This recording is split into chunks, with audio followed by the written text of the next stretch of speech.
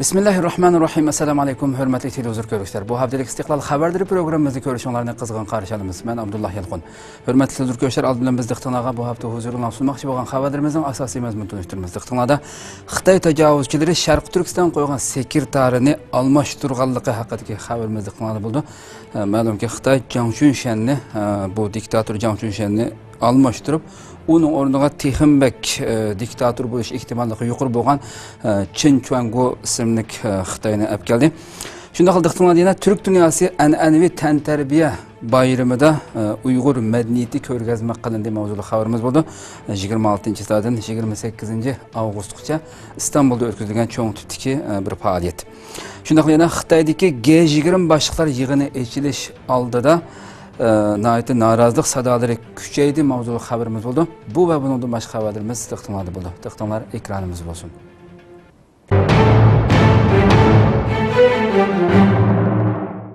Xitoy Sharq Turkistonga qo'ygan Partikom sekirtarini almashtirdi. Xitoy tajovuzchilari Sharq Turkistondagi Partikom sekretari Jiang Chunshanning o'rniga Tibet Partikom sekretari Qin Chuanguni almashtirganligini e'lon qildi. Xitoy taratqullari 29 avgust xabar berib, Xitoyning Sharq Turkistondagi Partikom sekretari Jiang Chunshanning o'rniga Tibetning Partikom sekretari Qin Chuanguni almashtirganligini e'lon qildi. Bu ish taratqularda kuchli diqqat tartibi va kuzatuvchilarning inkosini qo'zg'adi. Egilishicha, Sharq Turkistonda 6 yil yuqori besimli siyosat yurgizgan Jiang Chunshan Xitoy Kompartiyasi Markaziy partiya qurilishi xizmatiga rahbarlik qilish guruhining muavin guruhi boshliqligiga yo'tkalgan. Xitoy vaziyati kuzatuvchilarining qarashicha, Jiangning Sharq Turkistondagi Partikom sekretarligidek muhim o'rindan ayrilib, hozirgidek vazifaga tayinlanishi so'g'uq orduga palanganga teng ekan. Bu Xitoy davlat raisi Xi Jinpingning chirikdagi qarishtirish nomida elib berayotgan guruhvozlik ko'rishining bir qismi bo'lib, Xi Xitoyda yaqinda nurg'un o'lkalarning birinchi qo'l boshliqlarini almashtirgan. Xi Jinping nurg'un muhim o'rinlarga o'zining yaqinlarini almashtirgan. 2009-yildagi 5-iyul Urumchi qirg'inchiligidan keyin Xitoy shu vaqtdagi sekretar Wang Lochuanni Beijingga yo'tkab, quruq jazo qilib qo'ygan va o'rniga Jiang Chunshanni Sharq Turkistonga sekretar qilib tayinlagan. Uyg'ur kuzatuvchilarining qarashicha, Jiang Chunshan kelgandan keyin Sharq Turkistonning vaziyati barg'ansiri yomonlashib, bostirish texmi kuchaygan. Kuzatuvchilar Jiang Chunshanmo Wang Lochuanga o'xshash yerim dam elishga chiqarildi deb qaradi. Bu qatim Sharq Turkistonga tayinlangan Qin Chuangu ismli Xitoy 2011-yildan buyon Tibetning Partikom sekretarligini qilayotgan bo'lib, Xitoy taratqullaridagi tunishtirishlardan Qin Chuanguning chekidan oshgan o'ngchil amaldor ekanligini ko'rib olg'ili bo'ladi. Undidarda bu Xitoy haqida tarqalgan uchurlardan ma'lum bo'lishicha, Tibetdagi vaqtida millatlarning aralashib to'y qilishi bo'lgunchilikka qarshi turishning kuchli kapolati degan tashabbusni o'tirg'a qo'ygan. 2008-yili Tibetda aralashib to'y qilganlar 800 juft bo'lib, 2014-yili 4700 juftdan oshgan. Qin Chuangu yana davlat bayrog'i va Xitoy rahbarlarining rasmini kanat butxonlarga kirgizishni umumlashtirish harakati elib borgan. Xabar qilinishicha, 30-avgust tushdan keyin yangi sekretar Qin Chuangu muqimlik xizmati televiziya telefon yig'ini chaqirgan. U yig'inda muqimlikni saqlashdan iborat muhim nuqtani har vaqt chingitib, baldur tutish, dastlipida tutish, tez tutishni bo'lgunchilik qilishga, millatlar ittifoqligini buzishga uringan zo'ravon terrorchilarga qaqshatquch zarb berib, yomonni yildizdan quritishni ikki qo'lda ching tutib, bir holatda tugatishni talab qilgan. Xitoyning bu qatimqi odam almashtirishi kuchli diqqat tortdi. Kuzatuvchilarning qarashicha, bu qatimqi odam almashtirish Xitoyning ichki qismidagi huquq ko'rishining bir qismi bo'lib, Sharq Turkiston vaziyati bilan munosabatsiz ekan. Bu Xitoyning Sharq Turkiston vaziyatini yaxshilashga uzun mezgillik strategiya tuzmaganligini va e'tiborsiz qarayotganligini ko'rsatib berdi ekan. Qadrli qarindoshlar, bugungi programmamizning mehmoni amalan tunishib bo'lgan Ankara Hacettepe Üniversitesi Tarix Fakültesi o'qituvchisi, shuningdek strategiya mutaxassisi doktor Erkin Akram hozir Ankara'da telefonimizda. Assalomu alaykum. Aleyküm selam.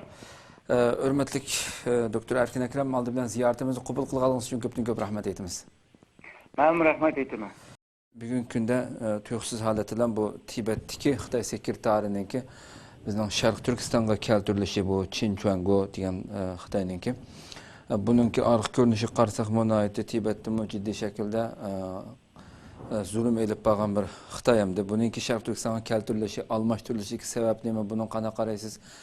Xitoy Jiang Chunshan orqali Sharq Turkistonda haqiqiy bir Şarq Türkistan boshqarishda mag'lub bo'lganligi uchun buni almashtirdim yoki qandaq bir siyosatni o'ylayotdi bu yerda.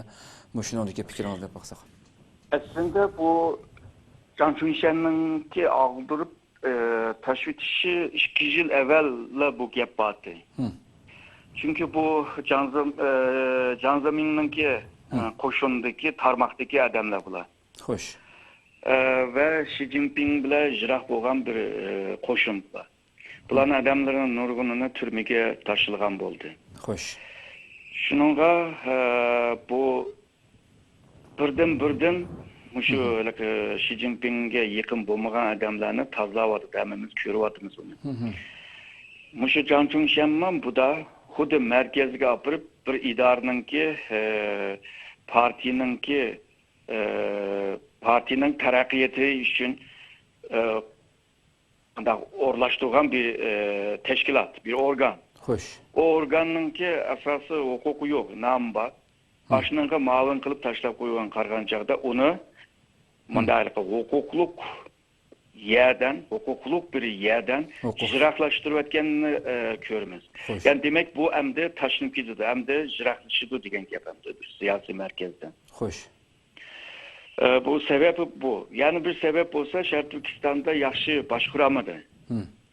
Misalga 2 yıl evvel Xi Jinping, 2 yıl evvel Xi Jinping şu Şarkı Türkistan'a kelgen çağda Ürümçi'de Şarkı Türkistan'da mandak teröristlerini urumuz andak bulanı tazlayımız dep sözlev atkan vaxtıda Ürümçi vokzalda bomba patladı. Xo'sh.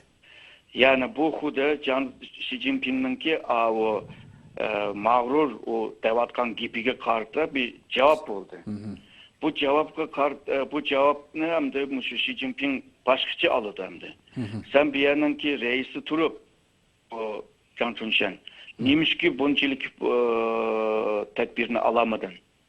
Dep akanlığı kildi onun ki. Kanda başkuruvatsaydı. Yani birisi bulduğu misalga şu Şarkı Türkistan hükümetininki torbetinde Xi Jinping istifa bersin degan bir makalını çaplattı torbetke. Xo'sh. Xi Jinping bununla mı bir narazılığı var. Bu kandalaca bu hükümetinin torbetide andak buludu. Onundaki muhbirler o Can Çunşen'den sorgan vaxtıda bu Xi Jinping merkezlik mışındak bir hakimiyetine kandak karaysız o bu dese körümüz bu degan bir ifadeni işiltipti. Bu ifade hem de Xi Jinping'e karşı bir işlenmezlik bir ahval var bir yerde. Şununla Xi Jinping hem de Can Çunşen'dek birisine Şarkı Türkistan'a kop koyuş. Hem Şarkı Türkistan'daki vakalarga karşı ve o yerde çıkan ciddiliklerge ve mukumsuzluk karşı kabiliyetsizliği hem de üzge boğan sadakatsızlığından töpeyle onu hem de aldırdı hem de onu. Xo'sh. Bunun yerge hem de en muvafık kişi olsa şu yani bir aslanlık milletninki yerinde başkuruvatkan bir emeldarına ekiliş yani Tibet'ten Şarkı Türkistan'a ekiliş onu başkuruş. Onunki tercümanlığa baktığımızda tercümanlığa kargan vaxtıda cık işlerini kılgan en tövenden yukarı çegenken. To'g'ri. Ama çoğun bir vay digidek da yeni vay digidek işlerini kılganma emezki. Şununla bu Can Çunşen bile okşaş dep oylaymamdı. Başkuruş bolsun veya netice bolsun. Yani Şarkı Türkistan'ı yine yaxşı başkuramaydı dep oylayman.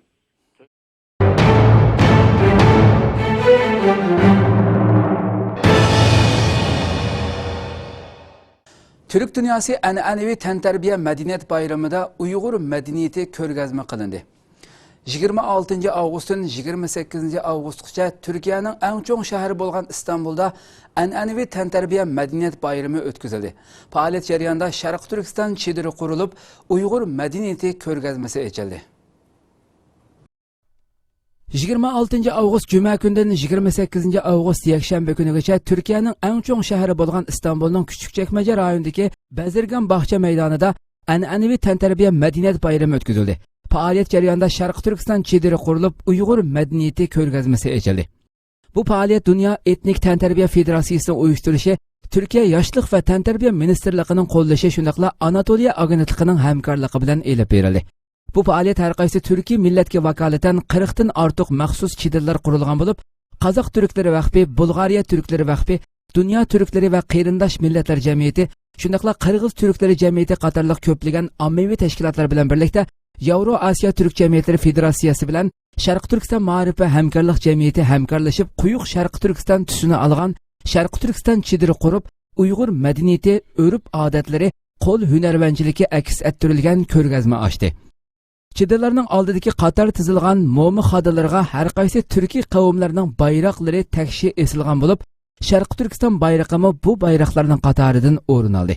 Faaliyetning ochilish marosimiga Turkiya Yoshlar va Tantarbiya ministri Akif Chag'atay Qilich, Dünya Etnospor Konfederatsiyasining raisi Bilal Erdo'g'an, parlament a'zosi shundaqla o'quvchilar fondi raisi Haydar Ali Yildiz, İstanbul shahar boshlig'i Qadir To'ppash, Küçükçekmece shahar boshlig'i Tamal Qaradeniz qatorliq muhim rahbarlar qatnashdi. Undan boshqa har qaysi turkiy xalqlarning vakillari mo taklif bilan qatnashgan bo'lib, Uyg'urlarga vakolatan Sharq Turkiston ma'rif va hamkorlik jamiyatining raisi Hidoyatullo O'g'izxon, Abdulhakimxon Maxsumajim, Yevro Osiyo Turk Jamiyatlari Federatsiyasining raisi Ismoil Chingiz qatorliqlar qatnashdi. Faaliyet başlanışdan bir necha kun ilgari Dünya Etnik Tantarbiya Federatsiyasining boshlig'i, Türkiye raisi Recep Tayyip Erdoğan'ning o'g'li Bilal Erdo'g'an apandi Sharq Turkiston chidiriga kelib ziyorati bo'ldi. Sharq Turkiston ma'rif va hamkorlik jamiyatining rahbarlari bu faoliyatga alohida ahamiyat bergan bo'lib, jamiyat raisi Hidoyatullo O'g'izxon, bosh noziri Abdulhakimxon Maxsumajim, bosh kotib Abdulahad Abdurahmon va bir qism jamiyat a'zolari har vaqt chidirni ochiq tutib, ziyoratchilarni kutib oldi. Faaliyatda Uyg'ur chalg'u asboblari, tamoqlari, milliy kiyimlardan atlas ko'ynak, konvoy ko'ynak, chiman doppa, badam doppa va ko'rpa, yostiq, gelam, bo'shuk qatorliq Uyg'urlarning kundalik ijtimoiy hayotida qo'llanadigan buyumlar qo'yilgan bo'lib, Uyg'ur madaniyati ko'rgazma qilindi. Faoliyat jarayonida Sharq Turkiston chidiriga kelganlarning oyiqi uzilmadi. Ziyoratchilar orasida hukumat arboblari, ommaviy tashkilotlarning rahbarlari va Uyg'ur madaniyatiga qiziqadigan har millat kishilari bor bo'lib, ular Uyg'ur madaniyati va Sharq Turkiston haqida ma'lumotlarga ega bo'ldi va bu haqda o'z ta'sirotlarini bayon qilishdi. Türk dünyası an'anaviy tanharkat o'yinlarini jonlantirish maqsadida o'tkazilgan Dünya Etnik Tantarbiya Madaniyat bayrami faoliyati 8 ayning 28 kundagi oxirlashish kunida Türkiye Yoshlar va Tantarbiya ministri Akif Chag'atay Qilich, Dünya Etnik Tantarbiya Federatsiyasining boshlig'i Bilal Erdo'g'an, İstanbul valisi Vasip Shahin va Küçükçekmece shaharlik hukumat boshlig'i Tamal Qaradeniz qatorliq aziz mehmonlar sahnada jam bo'ldi. Sharq Turkiston ma'rif va hamkorlik jamiyati yepilish marosimida faoliyatga qatnashgan Türkiye rahbarlari va bir qism aziz mehmonlarga oldin tayyorlangan do'ppa, to'n chapan va alohida ishlangan Sharq Turkiston bayrog'ini hadya qildi.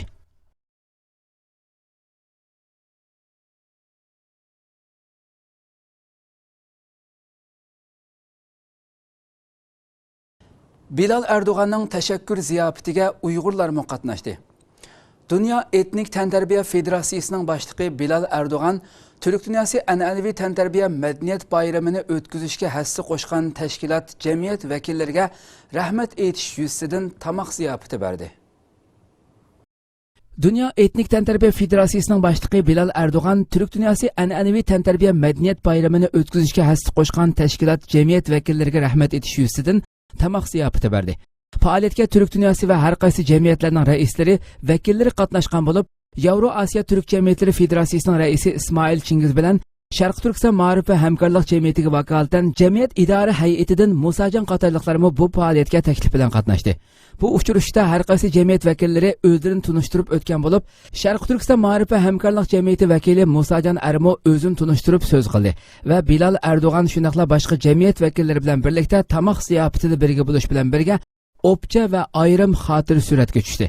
Faaliyete Bilal Erdoğan ve Küçükçekmece şehir başlığı Tamal Qaradeniz, Küçükçekmece nahiye hakimi Harun Qilich qatorliqlar ayrım söz qilib, faaliyetga alohida hassa qo'shgan Sharq Turkiston ma'rif va hamkorlik jamiyati, Yevro Osiyo Turk Jamiyatlari Federatsiyasi qatorliq ijtimoiy tashkilotlarga alohida rahmat aytadiganligini bildirdi. Küçükçekmece şehir başlığı Tamal Qaradeniz apandi Küçükçekmece nahiyasining mushundaq bir muhim faoliyatga sahibxonlik qilganligidan iftixorlanganligini bildirdi. U bu faoliyat orqali Küçükçekmece rayonining Türkiye xalqiga va Türk dunyosiga tunilishda muhim rol o'ynaganligi, faoliyatning yaxshi va muvaffaqiyatli o'tkazilganligi, shu munosabat bilan har qaysi tashkilotlarga jumladan faoliyatga hassa qo'shgan Sharq Turkiston Ma'rif va hamkorlik jamiyati, Yevro Osiyo Turk jamiyatlar federatsiyasi qatorliq ijtimoiy tashkilotlarga alohida rahmat aytadiganligini bildirdi. Bilal Erdo'g'an Turkiya Cumhuriyet Raisi Recep Tayyip Erdo'g'anning o'g'li bo'lib, u Dunyo an'anaviy tanarkat federatsiyasining raisi bo'lish sifati bilan yaqindan buyon turk dunyosiga ahamiyat berayotgan shaxslarning biri bo'lib hisoblandi. Uchrashda Bilal Erdo'g'an so'z qilib, Türk dünyasının milli tənərkət oyunlarını texamı canlandırıb, milli tənərkət oyunlarını Türk xalqlarının arasında umumlaşdırışqa tirişidiganligini bildirdi.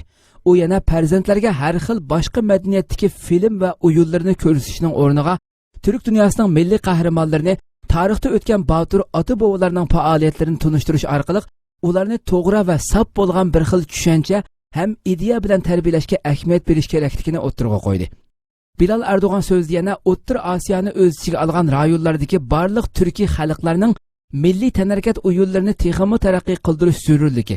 Chunki o'z milliy urf-odat va madaniyatini tunishda, o'zaro tushunish va birlik hosil qilishda milliy tənərkət oyunlari intayin muhim ahamiyatga ega ekanligini ta'kidladi. O so'zning davomida yana kelar yili 2-chi qatimli xalqaro turk dunyosi milliy an'anaviy tənərkət faoliyatining o'xshashda İstanbulda o'tkazilganligini, 2-chi qatimliq faoliyatning texamı jonliq va ko'rkam o'tkazilishi uchun barliq qarindoshlarning birlikda kuch chiqarib, o'zaro hamkorlashishni umid qilganligini bildirdi. Faoliyatga qatnashgan har qaysi jamiyat vakillari bu faoliyatni faol qo'llaydiganligi va hamkorlashadiganligini ifodalashdi. Dağlıq Uyghur alimleri Gollandiyada leksiya so'zildi. Tunulgan Uyghur alimlerden Doktor Erkin Sidiq bilan Tuğluq Abdurazaq Efendi Yevropa Sharq Turkiston Ma'rif jamiyatida Uyg'urlarga leksiya so'zildi va faoliyat oxirida imzoliq kitob setish faoliyati o'tkazildi. Yevropa Sharq Turkiston Ma'rif jamiyati tashviqot bo'limining mas'uli Husayn Tajalli Efendining bildirishicha, leksiya so'zlash faoliyati 28 avgust yakshanba kuni tushdan keyin Yevropa Sharq Turkiston Ma'rif va hamkorlik jamiyatining zalida o'tkazilgan. Mazkur jamiyat 2 Uyg'ur olimni alohida taklif qilib, bu qatimqi leksiyani uyushtirgan. Gollandiya va Belgiyadan kelgan ayol Uyg'urlardan bo'lib 150 ga yaqin kishi leksiya anglashga qatnashgan. Faoliyat Qur'oni Karim tilovati bilan boshlangan. Orqadan Yevropa Sharq Turkiston Ma'rif jamiyatining raisi Obul Qosim Efendi so'z qilib, uzluksiz tirishchanlik ko'rsatib, fan texnikani o'z ichiga olgan bilimlarni egallash bir musulmonning bu dunyodagi majburiyati ekanligini ta'kidlagan.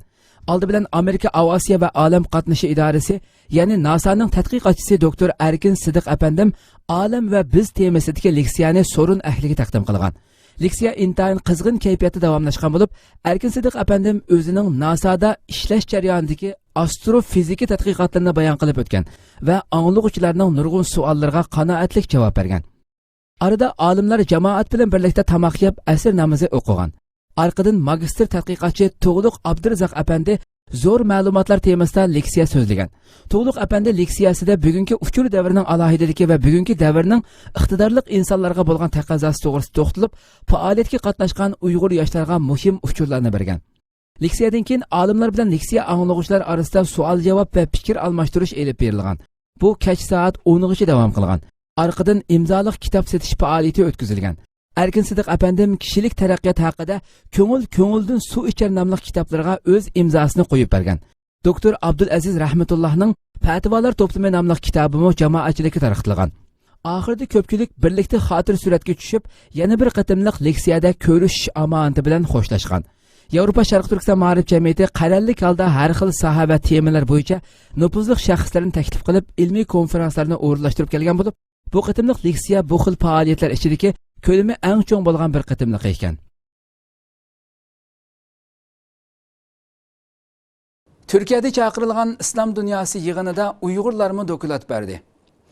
Turkiyaning Kütahya Dumlupinar Universitetida Fathullahchi terrorlik tashkilotining 15-iyuldagi xiyonatiga qarshi islom allarining Turkiyadagi harbiy siyosiy o'zgarish qo'zg'ashga urinish harakatiga bo'lgan inkoslari temasi ostida chaqirilgan xalqaro yig'inga Uyg'ur vakillari qatnashdi. Türkiye'nin Kütahya Dumlupinar Üniversitesi'de Fathullahchi terrorlik tashkilotining 15-iyuldagi xiyonatiga qarshi islom allarining Turkiyadagi harbiy siyosiy o'zgarish qo'zg'ashga urinish harakatiga bo'lgan inkoslari temasi ostida chaqirilgan xalqaro yig'inga Uyg'ur vakillari qatnashdi. Egilishimizcha 23 avgustdan 26 avgustgacha davomlashgan xalqaro islom dunyosi ilmiy konferensiga Uyg'urlarga vakolatan Shvetsiyadan Uyg'ur Ma'rif uyushmasining mas'uli Abdulla Ko'kyar, Germaniyadan Anvarjon, Qozog'istondan Tursun Apandi va Ortiq Hojiyov qatorliq vakillar qatnashgan. Shvetsiya Uyg'ur ma'rif uyushmasining mas'uli Abdullah Saidi Apandining bildirishicha, bu qitimqi yig'inda Uyg'ur vakillarining 15-iyul kuni Turkiyada yuz bergan Fathullahchi terrorlik tashkilotining harbiy siyosiy o'zgarish qo'zg'ashga urinish harakatiga qarata Uyg'ur xalqining his-tuyg'ulari, Uyg'ur jamiyatidagi har xil inkoslar, shundaqla Uyg'ur xalqining Turkiyadan kutadigan umidlari haqida ayrim doklad bergan. Yig'inga ishtirok qilgan Uyg'urlardan Shvetsiya Uyg'ur ma'rif jamiyatining raisi Abdullah Ko'kyar ziyoratimizni qabul qilib, bu haqda ma'lumot berdi. Qirg'izistondagi Xitoy elchixonasi avtomobil bomba hujumiga uchradi. 30 avgust seshanba kuni Qirg'iziston poytaxti Bishkekdagi Xitoy elchixonasi avtomobil bomba hujumiga uchradi. Portlashda bir odam o'lib, 3 odamning yaralanganligi bildirildi. Qirg'iziston muavin bosh ministri Razaqovning aytishicha, portlashda hujum qo'zg'uvchi o'lgan, amallik saqlovchi xodimlar yaralangan. Qirg'iziston taratqullarining xabar qilishicha, avtomobil portlashdan ilgari elchixonaning darvozasini besib o'tgan. Orqadan elchixona binosiga usib portlagan. Egilishicha, avtomobil shoferi naq maydonda o'lgan. 2 qirg'iz xodim va 1 ayol yaralangan. Bu vaqtda tarqalgan rasm va sin ko'rinishlaridan Xitoy elchixonasida ko'tarilgan quyuq isning xili yiroqlargacha ko'ringanligini bilib olg'ili bo'ladi. Qirg'iziston doiralari bu voqeani tekshirayotganligini bildirdi va boshqa tafsilotlarni oshkorlamadi. Vaqa yuz bergandan keyin Xitoy Tashqi ishlar ministrligining bayonotchisi Hua Chunyang darhol bayonot e'lon qilib, bu voqeani ayblaydiganligini bildirdi va Qirg'iziston hukumatidan javobgarlarni darhol aniqlab jazolashni hamda Qirg'izistondagi Xitoy fuqarolarining hayotining, shundaqla mol-mulkining bexatarligiga haqiqiy turda kafolatlik qilishni talab qildi. Bu hujumning Xitoyda echilmoqchi bo'lgan G20 yig'inining oldida yuz berishi diqqat tortdi. Hozirgacha biror tashkilot yoki guruh bu ishni ustiga olmadi. Xitoydagi G20 boshliqlar yig'ini echilish oldida norozilik sadolari kuchaydi. Xitoyning Hangzhou shahrida echilmoqchi bo'lgan G20 davlat guruhi boshliqlar yig'ini boshlanishdan burun Xitoyning kishilik huquq dafsandachiliklariga qarata norozilik sadolari kuchaydi.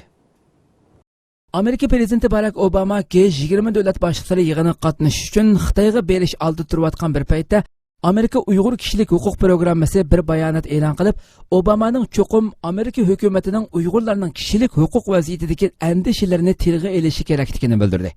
31 avgust kuni Dunyo Uyg'ur qurultiyi Xalqaro Tibet to'ri Janubiy Mong'oliya inson haqlari uchur markaziy qatorliq chet ellarda faoliyat olib berayotgan 5 tashkilot Hangzhoudagi yig'inga qatnashadigan 20 davlat boshliqlariga qaratib ochiq maktub e'lon qildi.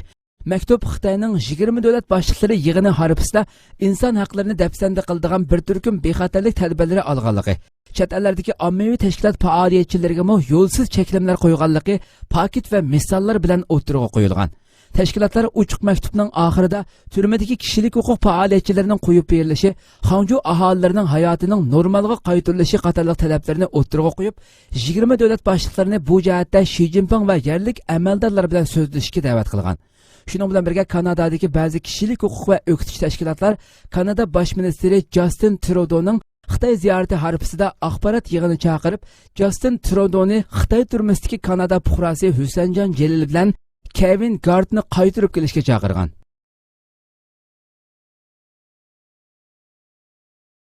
Dunyo Uyg'ur qurultiyi Erdo'g'anni G20 yig'inida Uyg'ur masalasiga ko'ngil bo'lishga chaqirdi. Dunyo Uyg'ur qurultiyi Turkiya davlat raisi Rajab Tayyip Erdo'g'anga xat yozib, Uyg'urlar masalasiga ko'ngil bo'lishga chaqirdi. Erkin Askar radiosining xabar qilishicha 4-sentabr kuni Xitoyning Hangzhou shahrida G20 davlat boshliqlari yig'ini boshlanishi oldida turmoqda. Turkiya davlat raisi Rajab Tayyip Erdo'g'an mazkur yig'inga qatnashadi. Davlat raisi bayonotchisi Ibrohim Qalinning 31 avgust kuni Anqara shahriga joylashgan Beshtapadagi rais jumhuriy ordusida muxbirlarga bergan bayonotiga qaraganda, bu qatim Rajab Tayyip Erdo'g'an Xitoy davlat raisi Xi Jinping bilan ayrim uchrashdi ekan. Egilishimizcha Dunyo Uyg'ur qurultiyi bilan Turkiyada faoliyat olib berayotgan Sharq Turkiston madaniyat va hamkorlik jamiyati bu munosabat bilan prezident Rajab Tayyip Erdo'g'anga maxsus xat yozib, Rajab Tayyip Erdo'g'andan o'zining bu qatimlik Xitoy ziyoratida Uyg'urlarning kishilik huquq masalasini tilga olishni, bo'libmi Xitoyning Sharq Turkistonda olib berayotgan ona tilni va dinni cheklash siyosatiga alohida diqqat qilishni talab qilgan. Dunyo Uyg'ur qurultiyi Rajab Tayyip Erdo'g'anga yozgan xatida Uyg'ur eldagi siyosiy va diniy faoliyatlarning cheklanishini o'tirg'a qo'yish, Uyg'urlarning kishilik huquq vaziyatini yaxshilash uchun biror tadbir elinmaganligini surishti qilish Uyg'urlarning ona tilida ma'arif elib berishiga, diniy ibodat erkinligiga kapolatlik qilish va Xitoyni xalqaro kishilik huquq kitobnomasiga amal qilishga chaqirish degan bir qator talablarni o'tirg'a qo'ygan. Türkiye Devlet Reis Mahkemesining bayonotchisi İbrahim Qalınning 31 avgust kuni muxbirlarga bergan bayonotiga asoslanganda, Türkiye Devlet Reisi Recep Tayyip Erdoğan bu qatim Hangzhouda G20 davlat boshliqlari yig'iniga qatnashish jarayonida har qaysi davlat rahbarlari bilan uchrashgandan sirt yana Amerika, Germaniya, Rossiya, Fransiya, Italiya, Yevropa birligi rahbarlari bilan ayrim holda uchrashish olib boradi ekan. İbrahim Qalınning bu vaqtdagi ma'lumotida ko'rsatilishicha, Recep Tayyip Erdoğan mazkur davlatlarning rahbarlari bilan Suriya masalasi, Fethullah Gülen terror tashkiloti masalasi, PKK terror tashkiloti masalasi va bu davlatlar bilan bo'lgan iqtisodiy masalalar haqida so'zlashgan. Biroq İbrahim Qalın kishilik huquq masalasining Erdoğan'ning ziyoratida kun tartibga keladigan kelmaydiganligini tilga olmadi.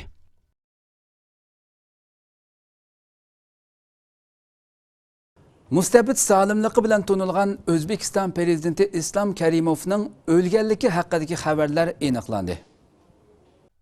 Türkçe chiqadigan Qrim xabar agentligi 29 avgust O'zbekiston prezidenti Islom Karimovning o'lganligini xabar qildi. Xabarda mundaq deyildi: O'zbekistonda 27 yil hokimiyat tutgan Islom Karimovning mingisiga qon tushgandan keyin davolanayotgan doktorxonada hayotini oxirlashtirdi. Xabarda aytilishicha 2 kun ilgari Karimovning mingisiga qon tushgan. Yakshanba kuni tushdan keyin hayotidan ayrilgan. Xabarda bildirilishicha, oltin zapas miqdori dunyoda 4-o'rinda turadigan va tabiiy gaz ishlab chiqarishda 1-o'rinda turadigan O'zbekiston iqtisod va strategik jihatdan muhim o'rin tutadi. Karimovning o'limi bir siyosiy bo'shliq tug'diradigan bo'lib, bu bo'shliqni to'ldirish uchun kuchli raqobatlarga shohid bo'lganligimiz ilgari surildi. Lekin Al Jazeera to'rining shu kundagi xabarda 78 yoshli Islom Karimovning og'ir kasallarni ko'zish uyda ekanligi ilgari surilgan. Xabarda qizining so'zi naql qilingan bo'lib, u dadasining shanba kuni Husanjon Jelalning Karimov hokimiyat tarafidan Xitoyga topshirilganligini eslashdi. Islom Karimov 1989-yili 6-oydan 1991-yili 9-oygacha O'zbekiston Kompartiyasining birinchi sekretari bo'lgan.